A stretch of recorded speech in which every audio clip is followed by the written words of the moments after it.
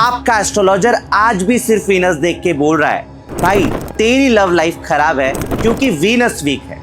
ये 1990 की एस्ट्रोलॉजी है। 2025 में रिलेशनशिप्स सिर्फ वीनस से नहीं, 6 और प्लैनेट से तबाह हो रही है। और आज मैं आपको वो दिखाऊंगा जो कोई एस्ट्रोलॉजर नहीं बताता। एक लड़की आई थी मेरे पास, उसका नाम मैं नहीं लूंगा, बट उसकी कहानी सुनोगे तो आपको शॉक लगेगा।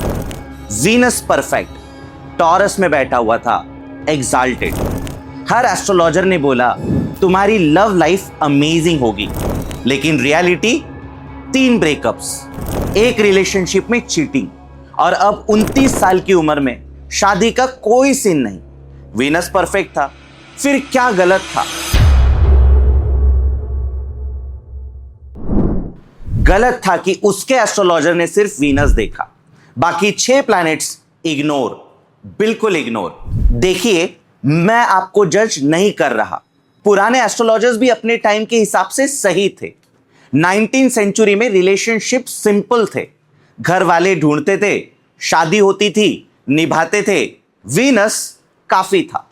लेकिन 21st सेंचुरी, डेटिंग एप्स है, इंस्टाग्राम पे डीएम्स है, लॉन्ग डिस्टेंस है, मेंटल हेल्थ क्राइसिस है, करियर प्रेशर है, लिव इन रिलेशनशिप्स है। आप पुराने टूल्स से नई प्रॉब्लम्स कैसे सॉल्व करेंगे? इसलिए मैं कहता हूं ये मॉडर्न एस्ट्रोलॉजी का टाइम। और आज इस वीडियो में मैं आपको 6 प्लैनेट्स और कुछ हिडन हाउसेस दिखाऊंगा जो आपकी लव लाइफ का रियल पिक्चर दिखाते हैं। वीनस सिर्फ एक चैप्टर है, पूरी किताब नहीं। पहला प्लैनेट जो कोई एस्ट्रोलॉजर नहीं देखता लव लाइफ के लिए, राहु। और ये 21st सेंचुरी का सबसे डेंजरस प्लैनेट है रिलेशनशिप्स के लिए। सोचो राहु क्या करता है? ऑब्सेशन, इल्यूजन, जो रियल नहीं है उसे रियल दिखाता है। अब बताओ डेटिंग एप्स क्या करती है? इंस्टाग्राम क्या करता है? वही ना, एक ऐसी इमेज दिखाता है जो रियल नहीं है। जिस इंसान का राहु 7th हाउस में है या वीनस के साथ कंजक्ट हो रहा है, उसके रिलेशनशिप में एक पैटर्न मिलेगा। ऑनलाइन अट्रैक्शन, रॉन्ग पर्सन से अटैचमेंट, परफेक्ट मैच जो 3 महीने बाद नाइटमेयर बन जाता है। वो लड़की जिसके बारे में मैंने बताया, उसका राहु 7th हाउस में था। हर रिलेशनशिप डेटिंग ऐप से शुरू हुआ, हर बार इल्यूजन में फंसी। वीनस ने तो अट्रैक्ट किया, लेकिन राहु ने गलत इंसान के तरफ अट्रैक्ट किया।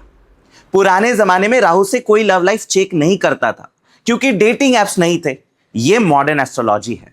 दूसरा प्लैनेट सैटर्न, शनिदेव, और इसको भी कोई लव लाइफ के लिए कनेक्ट नहीं करता। सोचो 25 साल की लड़की है, एमबीए कर रही है, जॉब लगी, अब करियर बिल्ड हो रहा है। क्या वो माँ बाप को बोलेगी हाँ शादी करवा लो?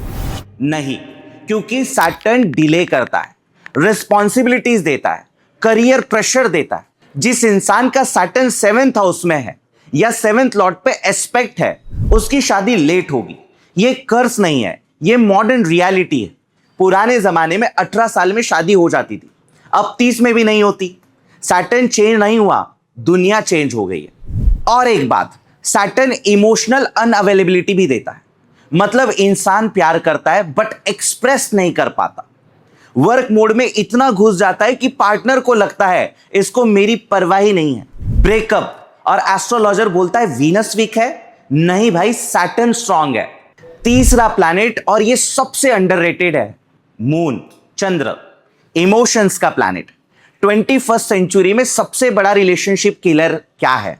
Mental health, anxiety, depression, overthinking, ये सब मून से आता है। जिस इंसान का मून एफ्लिक्टेड है राहु के साथ, सैटर्न के साथ या 8th हाउस में, उसकी रिलेशनशिप में एक इमोशनल इंस्टेबिलिटी होगी। मूड स्विंग्स, एक दिन आई लव यू, दूसरे दिन मुझे स्पेस चाहिए। Partner confuse, relationship toxic. और सबसे बड़ा प्रॉब्लम, इमोशनल मैनिपुलेशन, गैसलाइटिंग। तुमने ये कहा था, नहीं मैंने नहीं कहा। ये सब मून राहु एक्सिस का खेल है। पुराने जमाने में मेंटल हेल्थ का कॉन्सेप्ट नहीं था, तो एस्ट्रोलॉजर ने मून को लव लाइफ से कैसे जोड़ा होता? लेकिन आज मून देखे बिना लव लाइफ एनालिसिस अधूरी है। चौथा प्लैनेट मर्क्यूरी, बुध ग्रह, कम्युनिकेशन का प्लैनेट। आज के जनरेशन में सबसे ज्यादा रिलेशनशिप कैसे टूट रहा है? Communication gap. और कम्युनिकेशन कैसी हो रही है? टेक्सटिंग, व्हाट्सएप, इंस्टाग्राम डीएम्स, उसने मैसेज किया, ब्लू टिक, रिप्लाई नहीं आया, 2 घंटे बाद तू मुझे इग्नोर कर रहा है, ब्रेकअप थ्रेट। ये मर्क्यूरी रेट्रोग्रेड नहीं है भाई, ये मर्क्यूरी एफ्लिक्शन है कुंडली में। जिस इंसान का मर्क्यूरी 7th हाउस में वीक है या केतु के साथ है, उसकी कम्युनिकेशन में हमेशा मिसअंडरस्टैंडिंग होगी। वो बोलेगा कुछ, पार्टनर समझेगा कुछ और। टेक्स्ट पे तो और भी मुश्किल, क्योंकि टोन ऑफ वॉइस नहीं दिखती। पुराने जमाने में कपल्स आमने सामने बात करते थे, मिसकम्युनिकेशन कम होती थी। आज 80% कम्युनिकेशन डिजिटल है। मर्क्यूरी अब वीनस से ज्यादा इंपॉर्टेंट हो गया है लव लाइफ में। 5वां प्लैनेट मार्स, मंगल, और ये 21st सेंचुरी में एक नया रोल प्ले कर रहा है। पुराने जमाने में एक ही इंसान कमाता था, पावर डायनामिक्स क्लियर था। अब दोनों कमा रहे हैं, दोनों इंडिपेंडेंट है और दोनों के ईगो एक साइज के हैं। मैं क्यों एडजस्ट करूं? ये डायलॉग अब दोनों साइड से आता है। मार्स देता है ईगो, अग्रेशन, मेरा वे या हाईवे। जिस कपल की कुंडली में मार्स 7th हाउस में है या 7th लॉर्ड पे एक्सपेक्ट है, पावर स्ट्रगल गारंटीड। एक और चीज, मार्स एंगर इश्यूज भी देता है। गुस्से में क्या बोल दिया, ब्लॉक कर दिया, डिलीट कर दिया, 10 मिनट बाद रिग्रेट, लेकिन डैमेज हो चुका। ये मंगल दोष से अलग बात है, ये मॉडर्न मार्स इफेक्ट है। और लास्ट प्लैनेट, सबसे mysterious, Ketu, the planet of sudden detachment. आपने कभी वो रिलेशनशिप देखी है जहां सब ठीक चल रहा है और अचानक एक इंसान बोल देता है, I love you but I am not in love with you. बस खत्म, कोई फाइट नहीं, कोई रीजन नहीं, बस डिस्कनेक्ट। ये केतु है। जिस इंसान का केतु 7th हाउस में है, उसके रिलेशनशिप में एक पॉइंट आएगा जहां वो इमोशनली चेकआउट कर जाएगा। स्पिरिचुअल अवेकनिंग के नाम पे, सेल्फ डिस्कवरी के नाम पे, या बिना किसी नाम पे। और सबसे पेनफुल बात, पार्टनर को क्लोजर नहीं मिलता। क्या गलत किया मैंने? कुछ नहीं, it's just Ketu doing what Ketu does. ये पास्ट लाइफ कार्मिक पैटर्न है। केतु पुराने जन्म के अनरिजॉल्व कनेक्शन लाता है, इसलिए कुछ रिलेशनशिप में इंस्टेंट कनेक्शन फील होता है और फिर अचानक सब खत्म, क्योंकि वो कार्मिक डेट पूरा हो गया। अब प्लैनेट्स तो हो गए, लेकिन एक और चीज है जो एस्ट्रोलॉजर्स मिस करते हैं, हाउसेस।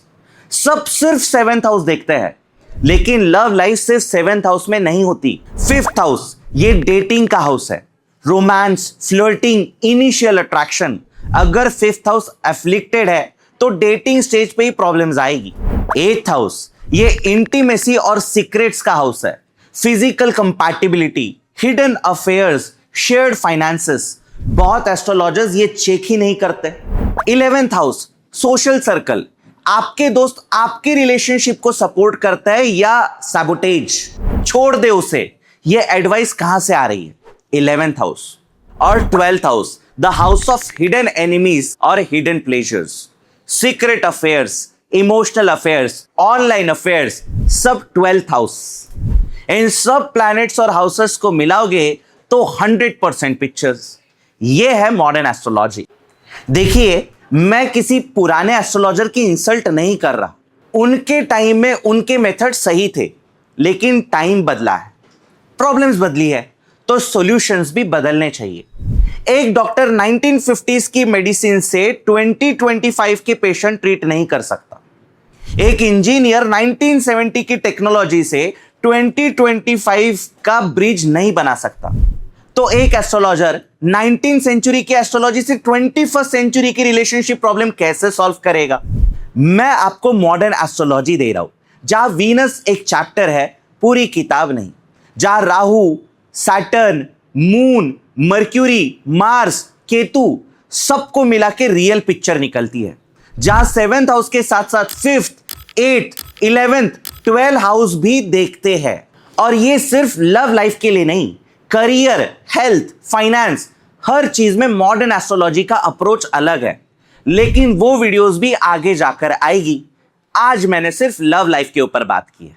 अब अगर आपको लगता है कि आपकी कुंडली में भी कुछ ऐसा है जो आपका एस्ट्रोलॉजर मिस कर रहा है, तो मैं आपकी हेल्प कर सकता हूं। डिस्क्रिप्शन में लिंक है, मॉडर्न कुंडली एनालिसिस।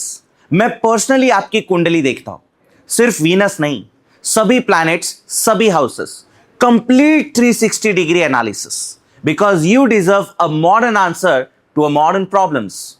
और अगर ये वीडियो आपको हेल्पफुल लगी तो लाइक करो, शेयर करो उन लोगों के साथ जिनकी लव लाइफ में प्रॉब्लम है, और सब्सक्राइब करो, क्योंकि नेक्स्ट वीडियो में मैं आपको बताऊंगा कि कहीं आपका बॉयफ्रेंड आपके साथ होते हुए किसी और लड़की को तो नहीं देख रहा है, और अगर आपने वो चीज फील की है तो क्या होगी इसके पीछे की असली वजह।